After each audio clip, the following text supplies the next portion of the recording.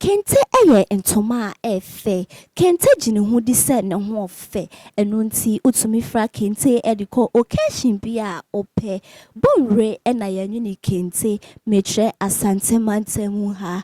Yang ebibre mu ha de ope kente a efe na ne bo eda foma me kanfo bonwire ede amount. Kente ni bia yanyu e bonwire eye sika fre moja ofudua pa ena yepian ene nia ekeka ho ohwe ye second lady Ajiya Samira Baumia ofra kenta eye fe na efata no efa ene da ena obe commission Bonwire Kente Museum si ade eho ababe tourist site enti upese ohwe se de ye sinyi kente ene tutumika ne bra Bonwire sie ya etitiru ene ntini Abrepo omode omani monyam ebeta dwumedie no echi ema dwumedie no ebeye krabehwe nana bobie ansa otoso mienu oye Bonwire hene Deputy Minister of Tourism, Arts and Culture, Honorable Mark Okrenkumante, Efua Asantewa, Oye Tourism Ambassador,